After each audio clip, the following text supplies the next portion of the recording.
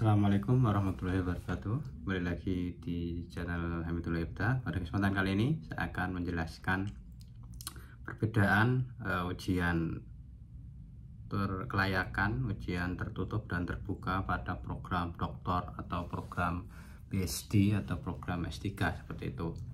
Nah, yang pertama, kalau ujian kelayakan, jadi setelah Anda ujian proposal melakukan penelitian, kan sudah selesai nih bab 1, 2, 3 di proposal, bab 4, 5 itu hasil dan simpulan atau penutup ya, hasil dari pembahasan kemudian penutup ya. Nah, di ujian kelayakan sebenarnya ada yang menyebut pula, ada kampus yang menyebut itu ujian pendahuluan. Jadi kalau di UNY tempat saya S3 dulu kemarin itu namanya ujian kelayakan. Kalau di UIN Sunan Kalijaga misalnya ada namanya ujian pendahuluan seperti itu. Ada kalau istilah lama ujian pendadaran doktor, calon doktor gitu ya. Nah, di dalam ujian kelayakan ini ada tradisi yang memang dia tidak presentasi. Jadi meskipun tidak ada kewajiban mahasiswa S3 presentasi hasil disertasinya atau temuannya, itu tetap menyiapkan PowerPoint presentation. Intinya di situ, karena pengalaman saya kemarin tidak diminta untuk mempresentasikan ya, tetapi setelah Dewan Penguji, Ketua dan Sekretaris itu membuka sidang ujian kelayakan, langsung penguji utama memberikan masukan. Jadi hanya mendengarkan masukan. Jadi intinya menilai kelayakan disertasi kita gitu ya, layak apa belum jadi disertasi gitu lah, draft disertasi kalau istilah dulu ya. Tapi ada 3 penguji yang memang menanyakan ya, mengonfirmasi atau mengklarifikasi apa yang sudah kita tulis gitu loh. Jadi lebih tajamnya di situ sebenarnya. Nah, bedanya juga kalau ujian kelayakan ini, kalau di tempat kami kemarin itu masih menggunakan atau pengujinya masih penguji internal. Ada 6 penguji ya, Dewan Penguji ya. Yang pertama ketua sidang, biasanya dekan, ketua senat atau wakil rektor atau direktur sekolah pasca sarjana atau direktur program pasca sarjana seperti itu, bergantung kampusnya lah ya. Dan sekretaris penguji, kemudian ada juga promotor, kopromotor merangkap penguji. Yang kelima itu penguji utama internal, dan yang keenam penguji kedua internal juga. Jadi itulah yang membedakan ujian kelayakan dengan ujian tertutup ataupun terbuka. Jelas ya.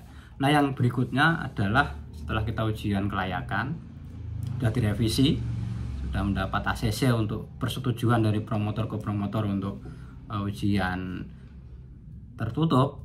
Nah, langkah berikutnya adalah ujian tertutup. Nah, ujian tertutup ini ada yang menyebut ujian tertutup atau ujian hasil disertasi.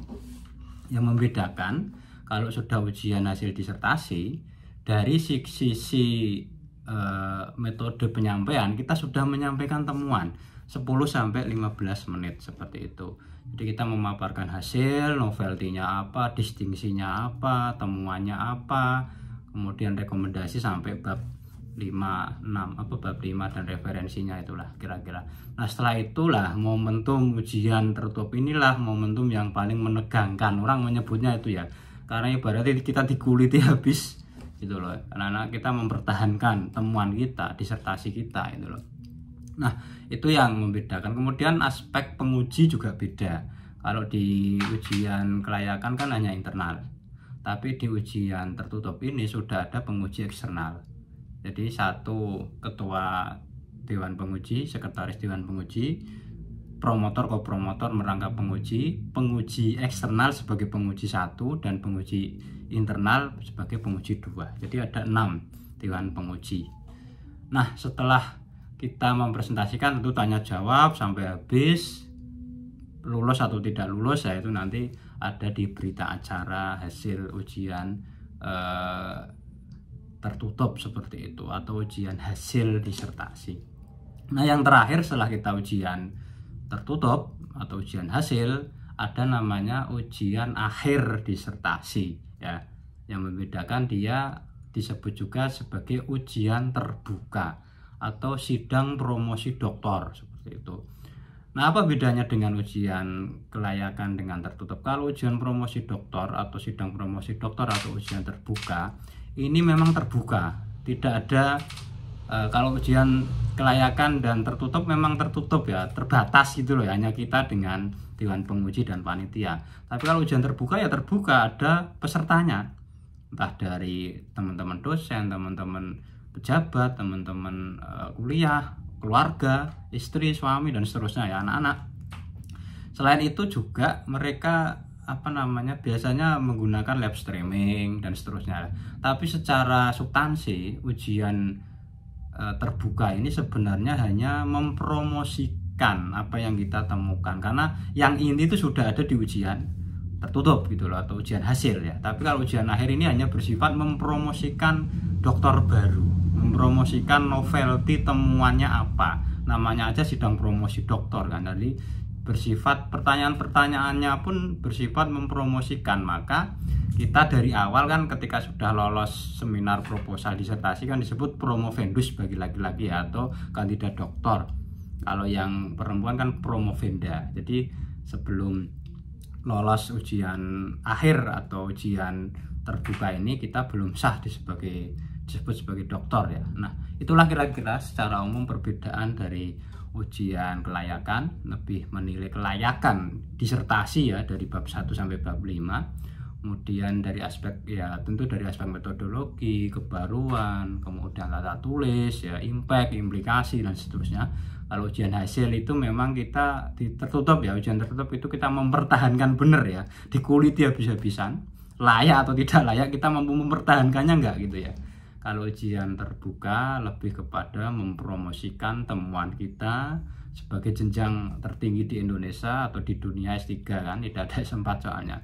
Jadi kita lebih agak santai meskipun ditonton banyak orang, tapi ada juga pengalaman beberapa kali saya menghadiri undangan ujian terbuka itu ya masih rasa ujian tertutup ya. Artinya pertanyaan-pertanyaannya tidak bersifat mempromosikan tapi bersifat kayak jembatan Batman gitu ya, kayak menjebak. Maka kembali lagi kepada kesiapan kita, meskipun itu ujian kelayakan, ujian tertutup atau ujian terbuka, kita harus siap mental, siap materi, menguasai ya out of book lah kalau bisa ya. PPT itu hanya tool-toolnya, intinya saja, tapi kita harus menguasainya secara komprehensif. Jangan sampai saat ujian terbuka ditonton banyak orang kan kita malu ya, nggak bisa menjawab itu kan, dokter kok nggak mutu gitu kan, jangan sampai itu terjadi. Saya kira itu beberapa pengalaman ataupun hal-hal yang perlu kami sampaikan terkait perbedaan antara ujian kelayakan disertasi, ujian yang biasa disebut dengan ujian studi awal atau ujian pendahuluan,